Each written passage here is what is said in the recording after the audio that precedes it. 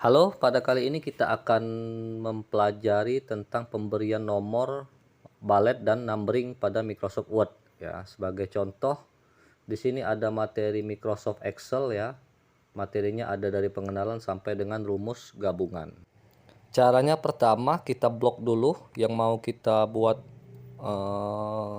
balet ataupun numbering ya. Nah, yang pertama balet ya, balet dan numbering. Kalau balet itu adalah simbol ya. Perhatikan kursornya. Tinggal kita klik maka akan berubah gitu. Akan berubah sesuai simbol yang mau kita Yang mau kita buat. Nah, di sini banyak simbol-simbol ya. Ada titik ya, ada bintang gitu. Atau pada menu define new ballet ini kita bisa atur ya posisi alignment dari ballet yang mau kita buat, apakah di center, left atau right. Kemudian bisa kita ubah menjadi simbol-simbol lain ya sesuai dengan keinginan kita gitu. Tapi ini pada umumnya adalah simbol-simbol yang sering digunakan. Ya, selanjutnya di sebelah simbol ada numbering ya, yang ikonnya 1 2 3. Kalau kita klik ini, dia akan berubah ya sesuai dengan kehendak kita. Atau kita mau ubah misal ABC, ya tinggal klik saja ya. ABC atau angka Romawi. Misal saya buat ABC, tinggal saya klik, dia akan otomatis berubah menjadi numberingnya A, B, C dan seterusnya. Atau kita klik tab pada keyboard, maka dia akan masuk ke dalam ya numberingnya. Seperti contoh ini rumus lookup ini kan ada VLOOKUP dan HLOOKUP ya. Saya tab berarti rumus lookup terdiri dari dua rumus, yaitu rumus VLOOKUP dan HLOOKUP. Itu maka dia akan masuk ke dalam. Kalau mau diubah tinggal klik salah satunya dan diubah sesuai dengan keinginan kita. Misal ubah, atau di line pertama mau kita ubah, klik aja salah satu, sudah berubah dia sesuai dengan keinginan kita. Jadi tinggal kita blok salah satu saja ya kalau mau berubah format numbering pada ketikan yang sedang kita ketik. Namun terkadang kita membuat formulasi numbering, misal kita ini mau buat ini rumus VLOOKUP ini 3A. Caranya tinggal kita blok, kemudian kita klik di sebelah numbering yaitu kolom multiple ya, multi level list ya. Tinggal kita pilih sesuai dengan format yang mau kita buat. Misal itu 1 2 3 yaitu 3A dan 3B. Dan di sini juga akan ditunjukkan kalau kita menekan tombol tab ya pada keyboard, maka rumusnya akan sesuai dengan kolom multi level list ya, dan gitu. Atau kita mau buat baru, kita klik define new multi level list gitu. Nah, kalau kita tab 1 akan menjadi A, kemudian di bawah A akan menjadi titik ya, seperti itu contohnya. Ya, contoh pada setiap level penomoran. Misal kita mau edit ya, setiap level mau kita edit, misal 1 atau 2 atau 3, tinggal kita edit gitu di menu define new multi level list ini gitu. Misal kita mau buat bahwa setiap penomoran ya, setiap level selanjutnya akan memasukkan level sebelumnya. Misal di situ ada 1 2 3 kemudian A, harus 1A, tinggal kita include level number from ya setiap level. Dan ini juga bisa kita edit ya, enter formatting for number, bisa kita edit sendiri.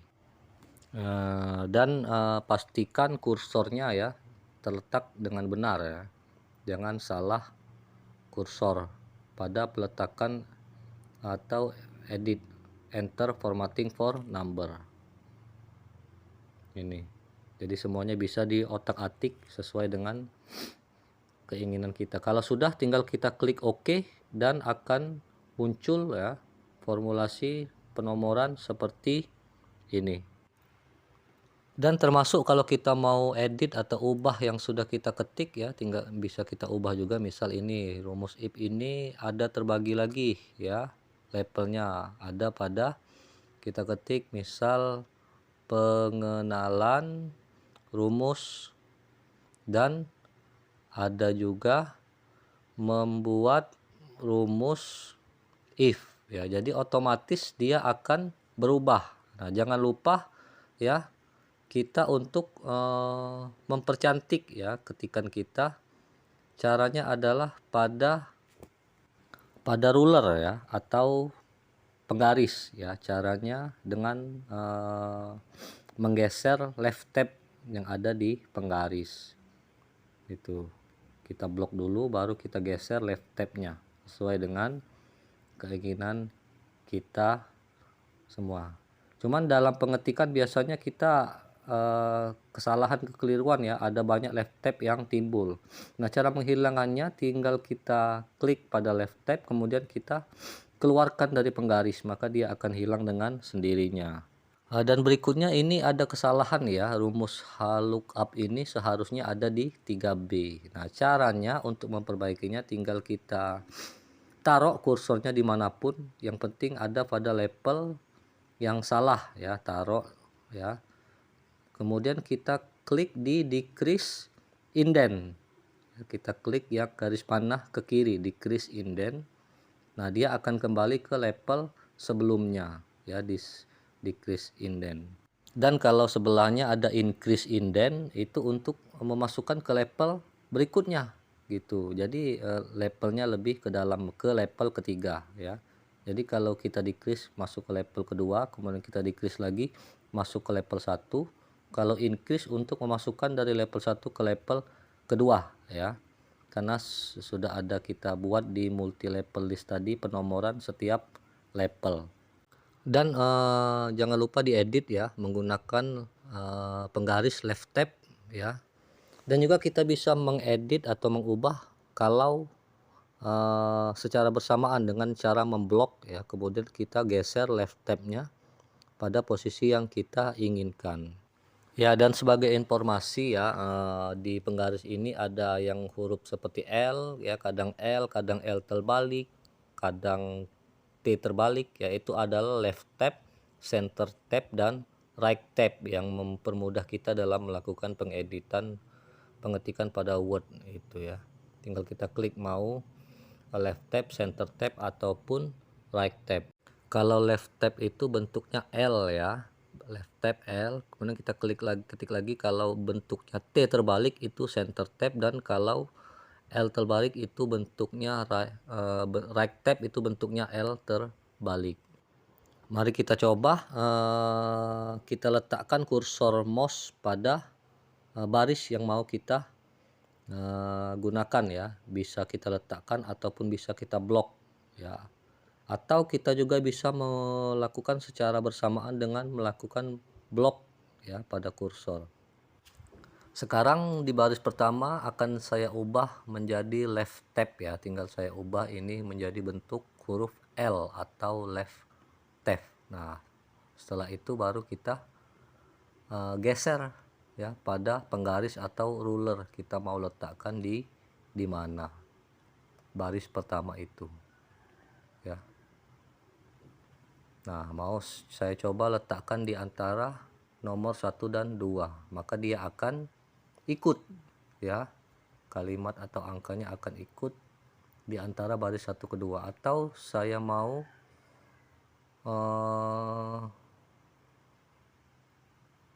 nah, ini baris kedua ya, saya coba saya letakkan, dan di baris ketiga kita ubah dulu ke left tab ya. Itu ke right tab ya. Ya, berarti kalau left tab itu ada di pangkal penggaris, kalau right tab itu ada di sisi kanan penggaris, dan center tab itu ada di pusat atau tengah-tengah penggaris. Dan kalau saya mau buat banyak ya, karena ini posisinya right tab ya, bisa saya klik di antara 3 dan 4 ya, kemudian saya klik lagi antara 4 dan 5 gitu. Jadi saya ini ada di rek tab pertama, ini rek tab kedua, dan ini rek tab ketiga. Ya tinggal saya klik pada barisnya, kemudian saya tekan tab pada keyboard ya. Nah maka dia akan sejajar dengan garis rek tab ya, atau saya klik tab lagi pada keyboard, dia akan sejajar pada garis rek tab ketiga. Dan ini juga bisa kita backspace atau hapus ya, agar menjadi sejajar ya. Saya backspace jadi sejajar. Kemudian rek tab ini biasanya digunakan pada penomoran angka ya, misal ini 100.000 dan 90.000. Biasanya kan dalam penomoran angka ujung ya belakang kanannya harus sejajar untuk mempermudah perhitungan. Nah kita gunakan rek tab, misal saya contohkan ini ya 100.000, 90 dan 100 ya. Nah caranya adalah kita pastikan dulu ya kursornya itu benar rek tab huruf L terbalik, kemudian saya letakkan pada penggaris nomor 2 ya, sampai ada muncul huruf L terbalik. Nah kalau sudah, tinggal kita tekan ya, ini kita buang dulu ya karena terlalu kebanyakan rek tabnya. Kemudian kita tinggal tekan tab pada keyboard ya. Nah 90.000 juga kita tekan tab, dan 100 kita tekan tab. Nah akan lebih mudah untuk proses perhitungan kan kalau sejajar seperti ini. Dan sekian tutorial hari ini. Terima kasih.